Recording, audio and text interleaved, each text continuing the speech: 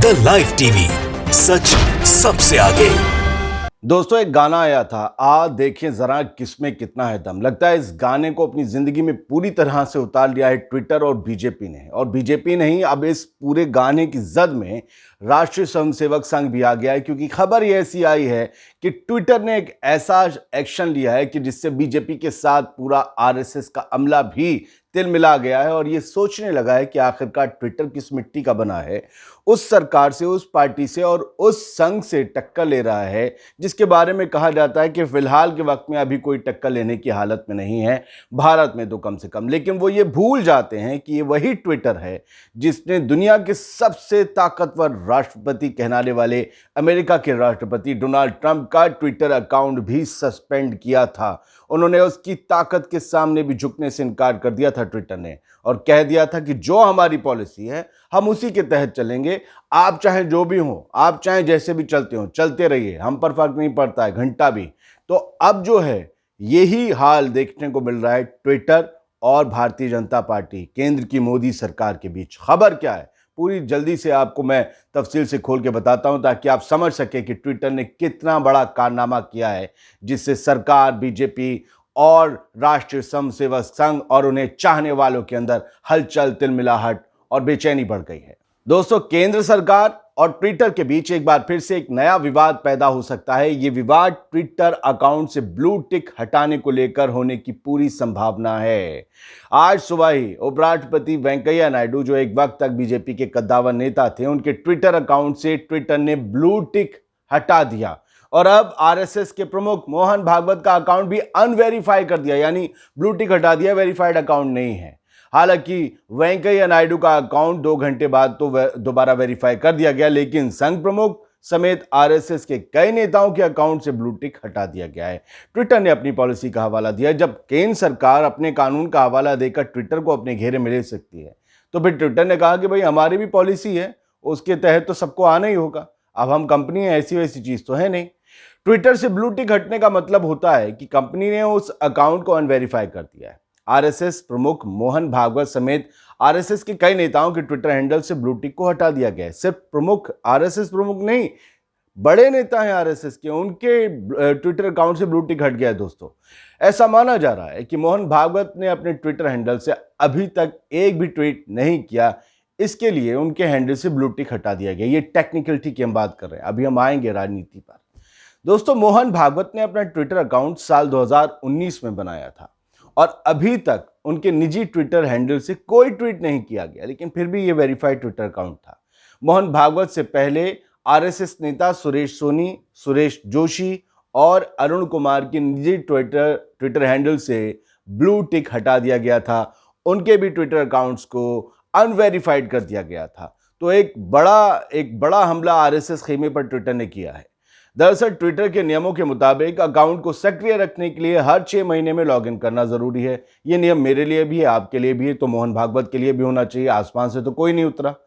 और प्रोफाइल को अपडेट करना भी जरूरी है ट्विटर की। वहीं वेंकैया नायडू के ट्विटर अकाउंट से ब्लू टिक हटाने के बाद ट्विटर की तरफ से ये सफाई दी गई थी कि वेंकैया नायडू के ट्विटर हैंडल को पिछले 6 महीने में लॉगिन नहीं किया गया था।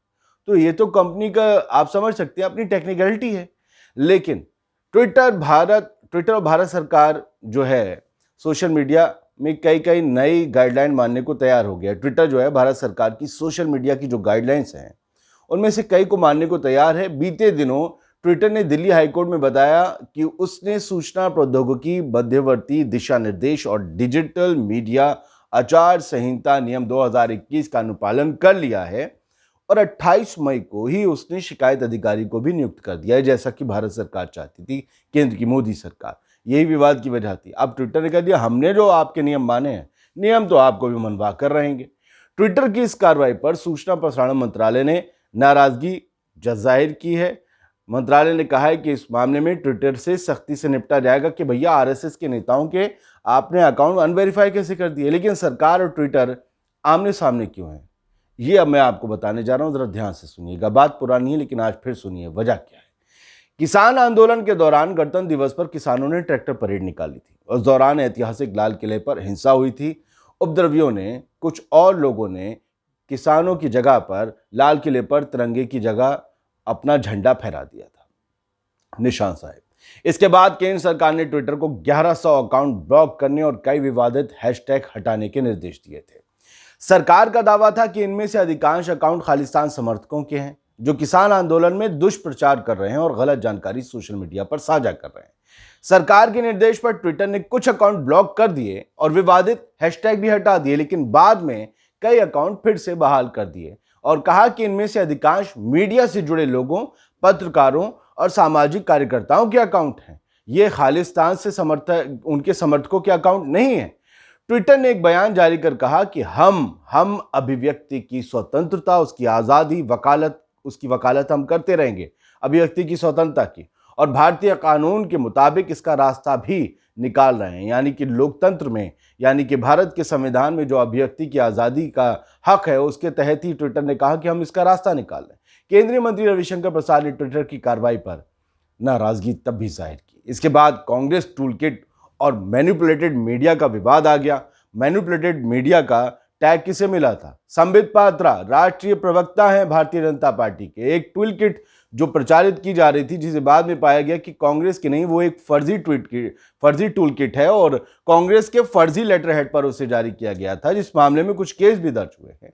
उसे अगर ट्विटर ने कह दिया कि संबित पात्रा का ट्वीट मैनिपुलेटेड है, तो उसके बाद सरकार जो है, मोदी सरकार नाराज हो गई थी। उसी के बाद से ट्विटर पर शिकंजा कसना शुरू हो गया था। ये वही रस्साकशी और ये वही कुश्ती चल रही थी जिसपे अब जो है वो पंच मारा है ट्विटर ने, और उसने उठाकर पहले तो वेंकैया नायडू का ट्विटर अकाउंट जो है वो कर दिया उपराष्ट्रपति का, लेकिन वो चालू कर दिया गया। बीजेपी को उससे छटपटाहट हुई थी क्योंकि वेंकैया नायडू लंबे वक्त तक, जैसा मैं बता चुका हूं, अध्यक्ष भी रहे बीजेपी के और वो बीजेपी में भी रहे। और इसके साथ ही उन्होंने जब संघ प्रमुख मोहन भागवत, जो कि जननी है, जो कि मातृ संस्था है भारतीय जनता पार्टी की, ऐसा माना जाता है, ऐसा कहा भी जाता है, और वहीं से संघ से ज़्यादातर लोगों के नरेंद्र मोदी की ही तरह भाजपा में आते हैं, तो वहाँ जब जो अंकल जो बैठे हैं संघ प्रमुख, माफ़ कीजिएगा, वो उनका जब ट्विटर अकाउंट जो है वो अनवेरीफाइड हो जाता है, उनके अलावा कई और संघ प्रमुख, वो संघ के जो नेता हैं बड़े, उनका ट्विटर अकाउंट जो है अनवेरीफाई हो जाता है, तो बड़ी जो है तिलमिलाहट का सबब बन जाता है। और ये वाकई खबर जो है चर्चा का विषय, और आज शाम तक आप देखिएगा सारे जो चैनल्स हैं ना, उन पे डिबेट इसी पर हो रही होगी, क्या ट्विटर मनमानी कर रहा है? जी नहीं, ट्विटर अपने नियमों, अपने दायरे में रहकर कार्रवाई को अंजाम दे रहा है। क्या इस देश में दो लोगों के लिए दो नियम हो सकते हैं? अगर आदिल खान के लिए वही नियम है तो मोहन भागवत के लिए भी वही नियम होना चाहिए। भारत का संविधान तो यही कहता है। उनका अगर 6 महीने लॉगिन करने पर, ना करने पर ट्विटर अकाउंट अनवेरीफाई हो सकता है, तो मेरा हो सकता है, और मेरा हो सकता है तो उनका भी होना चाहिए। तो इसमें गलत क्या है? इसमें तिलमिलाहट क्यों है? लेकिन कहानी सिर्फ इतनी नहीं है। जो ट्विटर ने किया है, ट्विटर उसके पीछे की वजह जानता है कि अगर आप मुझे एक घेरे में लेने की कोशिश करोगे तो हम भी आपको एक घेरे में लेने की कोशिश करेंगे। बीजेपी इसे समझ रही है, इसीलिए तिलमिलाहट है और इसी रिएक्शन की बात की जा रही है। खैर, आपको यह एपिसोड कैसा लगा हमें ज़रूर बताइएगा, और इस तरीके की खबरें हम आपको बताते रहेंगे और वाबस्ता करवाते रहेंगे हर उस पहलू से जो इस खबर के पीछे छुपा होता है, जिसे गोदी मीडिया नहीं बताता। जय हिंद। द लाइव टीवी, सच सबसे आगे।